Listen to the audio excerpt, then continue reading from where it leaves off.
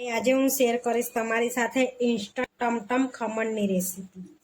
તો અહીં આગળ 1 કપ બેસન લઈ લીધું છે મેં। હવે આપણે એમાં સોજી એડ કરીશું 1/4 કપ। હવે એમાં એડ કરીશું થોડા લીંબુના ફૂલ। આ નાની ચમચી લીંબુના ફૂલ એડ કર્યા છે। 1 ચમચી ખાંડ એડ કરીશું।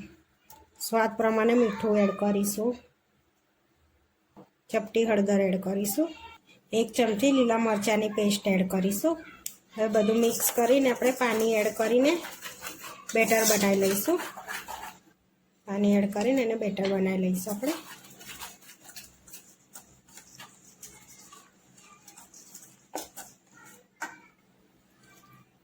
હવે આ રીતનું આપણે બેટર તૈયાર કરી લીધું છે।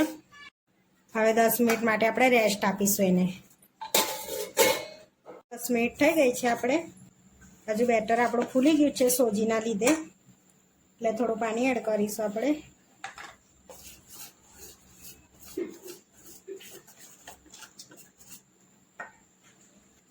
આ રીતનું આપણે બેટર રાખવાનું છે। હવે આપણે પ્લેટને તેલથી ગ્રીસ કરી લઈશું। હવે ગ્રીસ કરી લીધી છે આપણે પ્લેટને। હવે ખીરામાં આપણે ઈનો એડ કરવાનો છે। તો અહીંયા 1 નાની ચમચી આપણે ઈનો એડ કરીએ છીએ। હવે એમાં થોડું પાણી 1 ચમચી જેવું એડ કરીને એક્ટિવ કરી લઈશું આપણે ઈનાને અને મિક્સ કરી લઈશું। બેટરને ફેટી લીધું છે ઈનાથી। હવે આપણે પ્લેટમાં એડ કરી લઈશું। બેટરને એડ કરી દીધું છે। હવે સ્ટીમ કરવા મૂકી લઈશું આપણે। અહીંયા સ્ટીમ કરવા માટે પહેલેથી મેં પાણી મૂકી લીધું હતું ગરમ કરવા। હવે પ્લેટ મૂકીને આપણે 10 થી 15 મિનિટ માટે થવા દઈશું। હવે 10 થી 15 સ્ટીમ થવા દઈશું। આપણે 10 થી 15 મિનિટ થઈ ગઈ છે। હવે આપણે જોઈ લઈશું તો આપણા ખમણ રેડી છે। ક્લીન ચપ્પુ બહાર નીકળી। આપણા ખમણને હવે થોડી વાર આપણે ઠંડા થવા દઈશું। હવે પ્લેટને બહાર કાઢી છે। હવે થોડી વાર આપણે ઠંડા થવા દઈશું। આપણા ખમણ ઠંડા થઈ ગયા છે। હવે કટ લગાડીશું આપણે।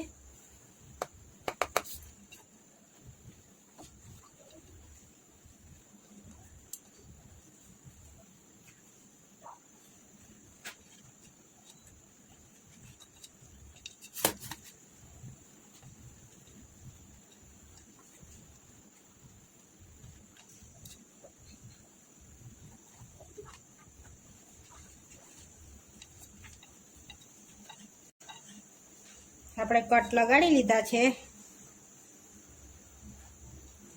એકદમ પોચા ને સરસ આપણા થયા છે ખમણ। હવે આપણે વઘાર કરી લઈશું। હવે વઘાર કરવા માટે આપણે તેલ લઈ લઈશું। આગળ 2 પરી તેલ લીધી છે મેં અહીંયા। હવે ગરમ થવા દઈશું। અહીંયા તેલ ગરમ થઈ ગયું છે। હવે 1 મોટી ચમચી આપણે રાઈ એડ કરવાની છે। આમાં રાઈ વધારે હોય એટલે ખમણ સારા લાગે। હવે આપણે તતળવા દઈશું। રાઈ તતળી ગઈ છે। હિંગ એડ કરીશું આપણે। કઢી એડ કરીશું। લીલા મરચાં એડ કરીશું। હવે એમાં કાશ્મીરી લાલ મરચું એડ કરીશું। મિક્સ કરી લઈશું અને આપણે ખમણ જે બનાવ્યા હતા તે એડ કરી દેવાના છે। મિક્સ કરી દેવાના છે।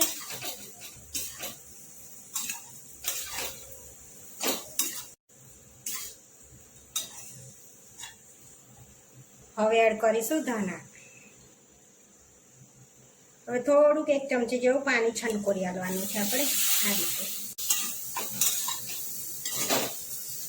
જેથી ખમણ આપણાને ગળામાં ડચુરા વરે એવા વરે ના। હવે આપણે કોપરાની છીણ એડ કરીશું। તો અહીંયા આગળ લીલું કોપરું નહોતું એટલે સૂકું કોપરાની છીણ એડ કરવાનું છે આપણે અહીંયા અડધી ચમચી। અને હવે સર્વ કરી લઈશું। હવે પ્લેટમાં આપણે સર્વ કરી લેવાના છે ઇન્સ્ટન્ટ ટમટમ ખમણ। હવે થોડાક ધાણા એડ કરીશું ઉપરથી આપણે। આ ચટણી વગર બી સરસ લાગે છે ઇન્સ્ટન્ટ ટમટમ ખમણ।